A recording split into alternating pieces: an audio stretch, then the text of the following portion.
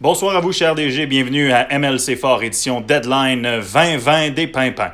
Alors, nous commençons déjà ce segment accompagné de notre fidèle analyste Champ qui sera, j'en suis sûr, être des plus intéressants ce soir dans ce Deadline qui s'annonce comme un Deadline, somme toute, relativement occupé, mais avec des petits trades. Je pense que ça va être un Deadline qui va être rafraîchissant, mon ledge.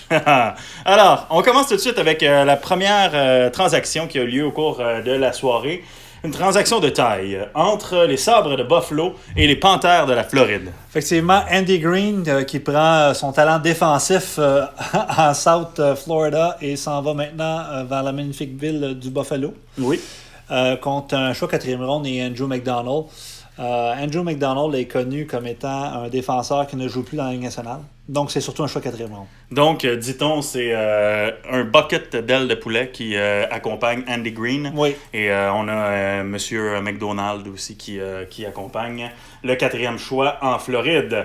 Vancouver est, somme toute, le prêtre, quelqu'un d'assez occupé ce soir. Oui, on a 3 transactions à vous parler. Soit dit en passant, on ne va pas vous nommer toutes les transactions qui ont été faites. On sait qu'il y a des transactions très importantes qui ont eu lieu, mais on va attendre au courant de la soirée, je pense, pour en parler plus, oui, afin de se donner un peu plus de ce qu'on dit dans le langage des médias du Jugo Juice. Exactement, un peu plus de suspense. Voilà.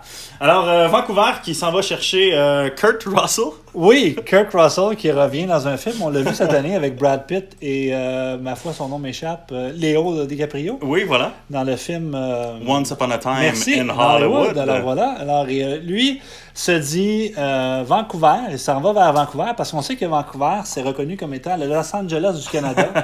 Alors, il dit peut-être je vais faire un film là-bas. C'est quand même assez à l'ouest. Oui, voilà. Oui. Et en retour, Edmonton, les huileux, reçoit un 5 et un 6e choix. Je tiens à dire qu'on a eu des commentaires lors de l'échange. Et c'est pour ça que tu as marqué. Et pour les gens qui ne sont pas à la maison, vous ne voyez pas, il y a un magnifique tableau dans le sous-sol de Ledge qui est là que pour le trade deadline. Oui. Et je pense nos prévisions Oui. En septembre. Exact. Donc une fois 6 mois. Oui. Le reste du temps, il dort quelque part. De temps en temps, les enfants dessinent dessus, Ok. mais la plupart du pour temps, acheter je vous des dirais, trades ou, non, ils dessinent des licornes. OK, parfait. Alors, quelqu'un a marqué sur le tableau cross total Oui, pour voilà. cet échange. Oui. Ben, Kurt Russell, quand même, Kurt un acteur Russell contre un d'une 5 certaine, et un 6e. certaine notoriété. C'est vrai. Vancouver qui continue avec un échange amenant en ces lieux le révérend Ben Lovejoy ainsi qu'un choix de 4e tour en retour de Victor Mété qui s'en va à Montréal. Oui, Victor Mété, je pense que tout le monde le connaît. C'est un défenseur de petite taille, mais qui a su jouer à LNH très jeune. Ça fait sa 3e saison avec le Canadien.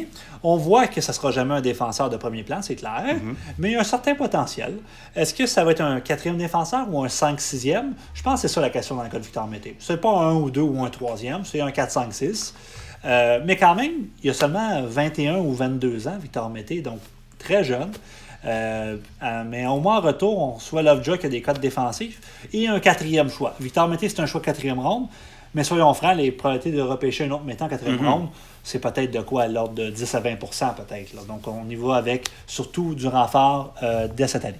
Et Ben qui n'a pas perdu de temps pour y aller d'une 2e transaction, impliqué dans une transaction avec les Prédateurs de Nashville. Montréal s'en va chercher Ian Cole et en échange, il cède Oscar Bach ainsi que 2 choix de 3e tour. C'est un échange. Ian Cole, c'est un défenseur que je pense qu'il fait échanger à tous les 2 ans à peu près. Très fiable. De mémoire, prend pas beaucoup de pénalités, ce qui est rare. Souvent, les défenseurs défensifs ont tendance à avoir une discipline qui est plutôt faible. Dans le cas d'Ian Cole, de mémoire, il y a une très bonne discipline également, ce qui vaut son pesant d'or. Parce que quand on a un défenseur défensif qui a 80-100 minutes de pénalité, on se demande, mais il ne pourra pas jouer sur le piqué tant que ça. Dans le cas d'Ian Cole, c'est pas le cas. Alors, c'est du rigodon, comme dirait Race. Et les Capitals de Washington, une équipe qu'on connaît bien ici, ils sont allés d'un échange plutôt sentimental. Eux qui ont ramené un des jumeaux Sedin, Daniel, qui vient rejoindre son frère pour un dernier tour de piste. Eux qui ont été réunis avec les Capitals pendant un bon nombre de saisons, que j'avais perdu lors du repêchage d'expansion. S'en vient rejoindre Henrik pour les quelques matchs qui restent au cours de la saison. Et en retour, on cède un choix de 6e ronde de cette année, de même qu'un choix de 6e tour de l'an prochain. Moi, c'est un échange que je suis un sentimental. Alors, c'est un échange que j'aime beaucoup. Je me souviens encore de l'échange de Daniel Sedin qui l'a amené vers Washington. J'étais à Québec et tu m'avais appelé. Ça, c'est en 2006.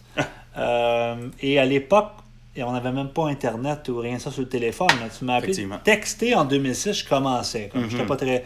Alors, ça fait déjà 14 ans de ça. Et là, de le voir se terminer avec les Capitals 14 ans plus tard. Et je pense que c'est ça qui fait que la ML est une ligue qui devient encore plus intéressante. On est rendu à notre 16e saison. Fait que bientôt, on assiste à ces phénomènes-là, des Daniel, Henrik Sedin de ce monde, qui vont prendre leur retraite puis qui ont une historique de 15, 16, 17 ans dans la ligue. Alors, ça va être beaucoup plus intéressant que lorsqu'on a commencé la ligue puis que, je sais pas, à l'époque, Sean Burke prenait sa retraite puis il avait joué 3 saisons dans la ligue. Exact. C'était pas la même, disons, la même charge émotionnelle, je peux le dire ainsi. Donc, non, c'est un échange qui est équitable. Daniel Sedin n'a plus les mêmes codes qu'il y avait auparavant. Mais si tu fais des séries en plus, ce serait vraiment magique de les voir ensemble. Mais là, c'est le fun. Plus qu'heureux, c'est sûr et certain. Comme dernière transaction de ce premier segment, on y va avec encore une transaction qui implique Martin à Vancouver. Lui qui va mettre la main sur, selon moi, le plus gros échange de ce premier segment.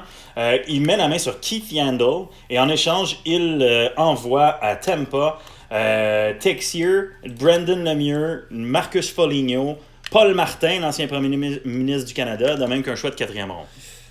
Un gros échange. Keith Yandle est un des joueurs qui aura le plus d'impact au deadline, c'est clair. Yandle a fait 59 points l'année passée. C'est un def qui flirte avec les 60 points chaque année et qui, je pense, ça fait 10 ans qu'il joue ses 82 matchs, donc c'est excellent. Maintenant, Tessier, moi, c'est un joueur que j'aime beaucoup.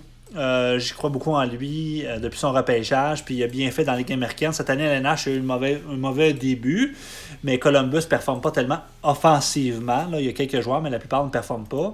Alors, je crois que ça peut être encore un élément top 6 dans le futur. Brendan Lemieux, je pense que c'est un joueur 3e trio, mais un joueur que Chev là, vraiment doit avoir son poursuivre dans sa chambre, je présume. Là, un joueur dur à cuire, Matthew Barnaby style. Alors, c'est joueur à Chev. Et Marcus Foligno, moi j'ai toujours aimé Nick, mais Marcus c'est quand même bon. Puis cette année, ça va pour à peu près une 40aine de points. Et en plus, on rajoute un choix 4e monde. Je trouve le prix un peu lourd pour Keith Yandle. Mais en même temps, Yandle a du talent. C'est un des meilleurs défenseurs offensifs. Il a toujours bien performé à ML. Si Vancouver veut y aller dès cette année, Yandle, c'est le genre de joueur qui peut l'aider à aller plus loin. Alors, somme toute, c'est ce qui conclut notre premier segment de MSC Fort édition Trade Deadline.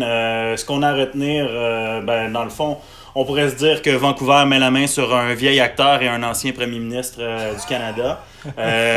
Mais blague à part, vous pouvez continuer de nous envoyer, même si ce ne sont encore qu'à l'étape de rumeurs, vous pouvez nous envoyer par messagerie texte, par Messenger. J'ai quelques rumeurs pour toi justement. Là, vas-y donc. Bon. Je sais que Détroit et San Jose sont parlés.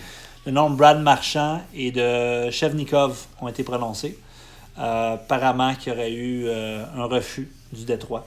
Alors, ça, c'est ce que j'ai entendu dire. Je sais que Pittsburgh a eu quand même quelques discussions, a eu une transaction déjà de fait. On a des transactions qu'on ne va pas annoncer nécessairement pour le moment, mais qu'il y a eu. Je sais qu'Edmonton a vraiment cherché pour aller chercher un attaquant top 6.